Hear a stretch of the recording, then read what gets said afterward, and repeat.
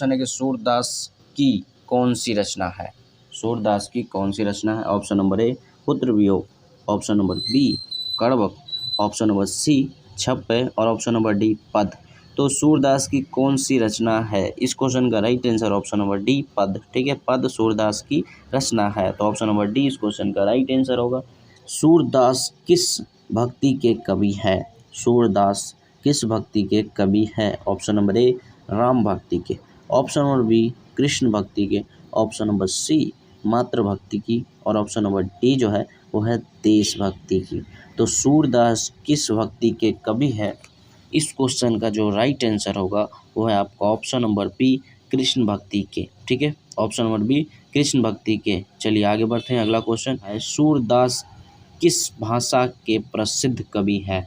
सूरदास किस भाषा के प्रसिद्ध कवि है। Option number A Awadhi, option number B Khari Boli, option number सी ब्रजभाषा और ऑप्शन नंबर डी मैथिली। तो दोस्तों पद खंड में ज़्यादा से ज़्यादा कवि के रिलेटेड ही क्वेश्चन पूछा जाता है। ठीक है, तो इसमें इसी पे ध्यान दीजिएगा, कवि के रिलेटेड उसका जन्म, कौन सा कविता लिखे, क्या फलाना सिलाना ठिकाना, वही सब पे ज़्यादा ध्यान दीजिएगा। ठीक है, तो क्वेश्चन जो है कि सूरदास किस भाषा के प्रसिद्ध कवि है, इस क्वेश्चन का जो आपका राइट आंसर होगा वो है आपका ऑप्शन नंबर सी ब्रजभाषा। ठीक है, सूरदास किस भाषा के प्रसिद्ध कवि हैं, अगर ऐसा क्वेश्चन आए तो आप पटाख से मार दीजिए ऑप्शन नंबर सी ब्रजभाषा। ठीक है, चलिए आगे बढ़ते हैं। अगला क्वेश्चन, सूरदास किस धारा के कवि हैं।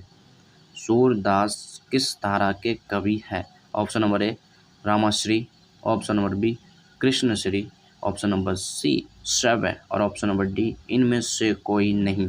तो सूरदास किस धारा के कवि है, इस क्वेश्चन का जो राइट आंसर होगा वो है आपका ऑप्शन नंबर बी कृष्णश्री। ठीक है, सूरदास किस धारा के कवि है, ऑप्शन नंबर बी इस क्वेश्चन का राइट आंसर हो जाएगा कृष्णश्री। चलिए आगे बढ़ते हैं। अगला क्वेश्चन, कृष्ण कहाँ बैठकर भोजन कर रहे हैं। कृष्ण कहाँ बैठकर भोजन कर रहे हैं। ऑप्शन नंबर ए नंद की गोद में, ऑप्शन नंबर बी यशोदा की गोद में, ऑप्शन नंबर सी यमुना के किनारे और ऑप्शन नंबर डी कदम्ब के पेड़ पर। ठीक है दोस्तों, तो कृष्ण कहाँ बैठकर भोजन कर रहा है, इस क्वेश्चन का जो आपका राइट आंसर होगा वो है आपका ऑप्शन नंबर ए नंद की गोद में। ठीक है, तो कृष्ण नंद की गोद में बैठकर भोजन कर रहा है, तो ऑप्शन नंबर ए जो है वह इस क्वेश्चन का राइट आंसर हो जाएगा। चलिए आगे बढ़ते हैं। इसी के साथ सूरदास हिंदी साहित्य के किस काल के कवि है। ठीक है, सूरदास हिंदी साहित्य के किस काल के कवि है। ऑप्शन नंबर ए आदिकाल, ऑप्शन नंबर बी भक्ति काल, ऑप्शन नंबर सी ऋतिक काल और ऑप्शन नंबर डी आधुनिक काल। तो सूरदास हिंदी साहित्य के किस काल के कवि है, इस क्वेश्चन जो है, इस क्वेश्चन का जो राइट आंसर होगा वो है आपका ऑप्शन नंबर बी भक्ति काल। ठीक है, ऑप्शन नंबर बी भक्ति काल इस क्वेश्चन का राइट आंसर हो जाएगा। चलिए दोस्तों इसी के साथ अगला क्वेश्चन वो कहता है कौन सी रचना सूरदास की नहीं है।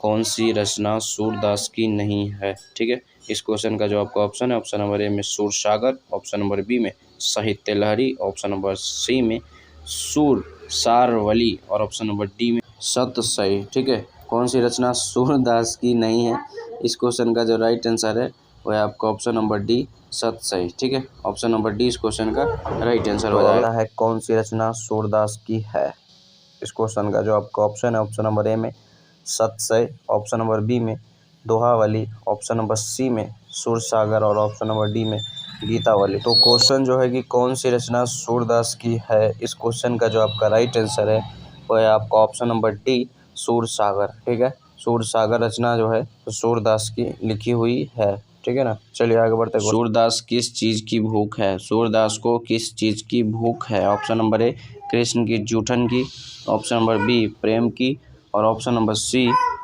काव्य रचना की और ऑप्शन नंबर डी इनमें से कोई नहीं। ठीक है, तो सूरदास को किस चीज़ की भूख है, इस क्वेश्चन का जो राइट आंसर है वो है आपका ऑप्शन नंबर कृष्ण की जूठन की।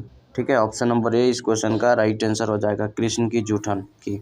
चलिए आगे बढ़, सूरदास की अनुमानित जन्म तिथि क्या। इस क्वेश्चन का जो ऑप्शन है, ऑप्शन नंबर ए में 1475, ऑप्शन नंबर बी में 1475 और ऑप्शन नंबर सी में 1480 में और ऑप्शन नंबर डी 1482 में। तो सूरदास की अनुमानित जन्म तिथि क्या है? इस क्वेश्चन का जो राइट आंसर है वह है आपका ऑप्शन नंबर ए और ऑप्शन नंबर बी दोनों। ठीक है, 1475 में।